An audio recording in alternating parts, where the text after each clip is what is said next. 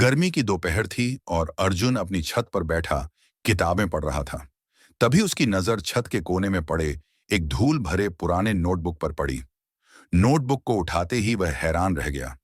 इसके पन्नों पर सामान्य लेखन नहीं था, बल्कि रहस्यमयी चित्र, अजीब निशान और छोटी छोटी पहेलियां बनी थीं। पहली पहेली ने उसे घर के पिछवाड़े में एक मिट्टी की गहरी जगह की ओर इशारा किया। जिज्ञासा से भरा अर्जुन तुरंत वहां गया। मिट्टी खोदते खोदते उसे एक पुराना लोहे का डिब्बा मिला।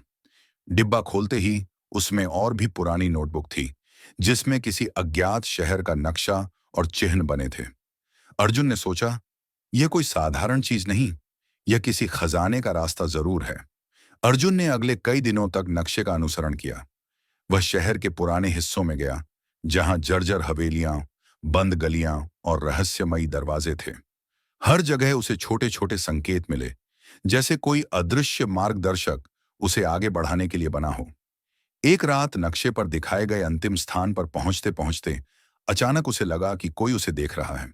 अर्जुन ने धीरे धीरे एक पुराने कुएं के पास खोदी हुई जगह की मिट्टी हटाई और देखा कि वहां एक छोटी लकड़ी की पेटी छिपी थी। पेटी खोलते ही उसकी आंखें खुली की खुली रह गईं।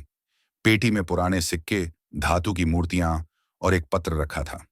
पत्र में लिखा था, जो इसे पाता है वही मेरी कहानी और खजाने का असली वारिस है। लेकिन कहानी में ट्विस्ट तब आया जब अर्जुन ने देखा कि नोटबुक के अंतिम पन्ने पर कुछ नए चिन्ह उभर आए थे, जैसे कोई उसे अभी भी ट्रैक कर रहा हो।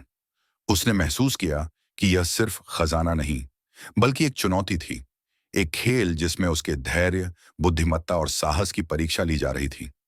अर्जुन ने तय किया कि वह इस रहस्य को अकेले सुलझाएगा। उसने नोटबुक, खजाने और नए चिन्हों का अध्ययन किया। हर संकेत उसे नई जगहों और नए रहस्यों की ओर ले गया। अंत में उसने यह समझा कि असली खजाना केवल सोना चांदी नहीं, बल्कि उसकी खोज, अनुभव और साहस ही है। अर्जुन ने नोटबुक और खजाने को संभालकर परिवार और दोस्तों के साथ साझा किया, लेकिन अपने साहसिक अनुभव और रहस्य को दिल के भीतर हमेशा सुरक्षित रखा।